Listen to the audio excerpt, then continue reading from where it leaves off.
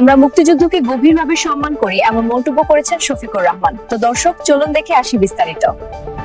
নিজেকে শহীদ বীর মুক্তিযোদ্ধা পরিবারের সন্তান উল্লেখ করে জামায়াতে ইসলামীর আমির শফিকুর রহমান বলেন, এটা পৃথিবীর ইতিহাসে একটা লজ্জাজনক ঘটনা।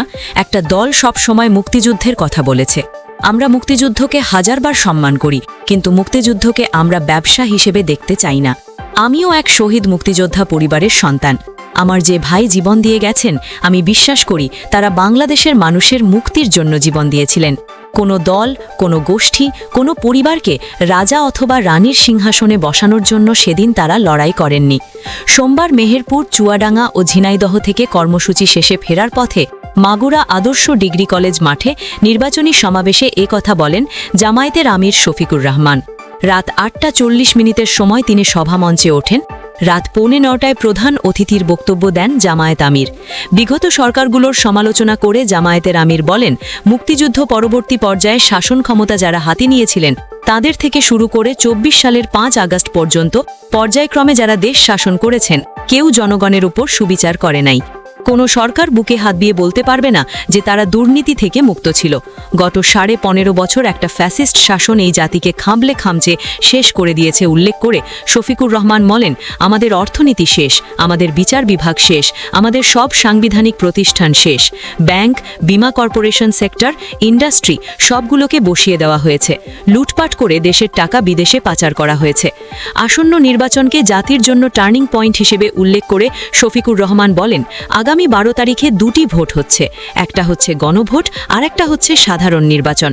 গণভোটে হ্যাঁ মানে হচ্ছে আজাদি, না মানে হচ্ছে গোলামি।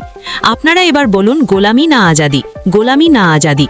ইনশাআল্লাহ দেশবাসী আজাদি চায়, যুব সমাজ আজাদি চায়। তারা বুক পেতে দিয়ে যুদ্ধ করে প্রমাণ করেছে, অন্যায়ের কাছে, দানবের কাছে, আধিপত্যবাদের কাছে আমাদের যুব সমাজ মাথা নত করবে না।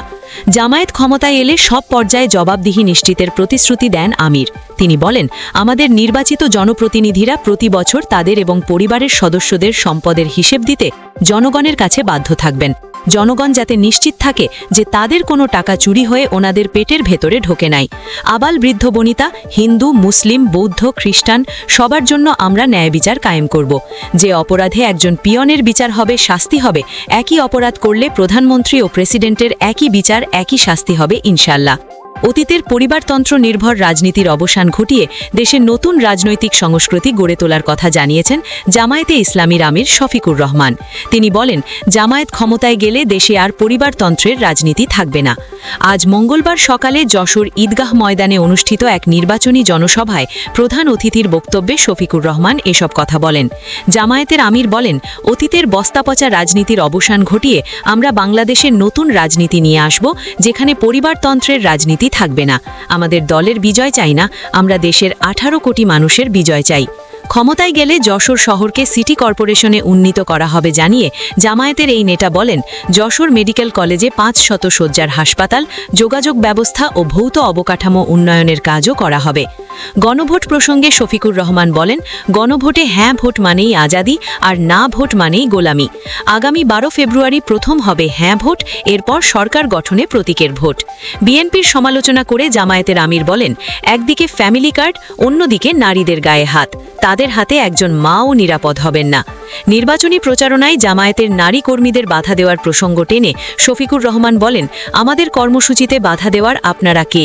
আচরণবিধি ভঙ্গ হলে আপনারা প্রশাসনকে বলুন, যে শাস্তি হয় আমরা মাথা পেতে নেব, কিন্তু আপনারা কে গায়ে হাত দেওয়ার? আমাদের মায়ের জাতিকে অপমান বরদাস্ত করব না। এসব বাধা প্রতিহত করার আহ্বান জানান জামায়াতের আমির। তিনি বলেন, আমি যুব সমাজকে আহ্বান জানাবো, যেখানেই বাধা আসবে সেখানেই প্রতিহত করতে হবে। আমরা কারোর পায়ে পা দিয়ে ঝামেলা করব না, তবে কাউকে ছাড়ও দেব না। প্রশাসনের প্রতি আহ্বান জানিয়ে জামায়াতের আমির বলেন, প্রশাসনকে অবশ্যই নিরপেক্ষ থাকতে হবে এবং জনগণের পক্ষে অবস্থান নিতে হবে। বিএনপিকে ইঙ্গিত করে শফিকুর রহমান বলেন, যে দল নিজেদের কর্মীদের সামাল দিতে পারে না, তারা দেশও নিয়ন্ত্রণ করতে পারবে না।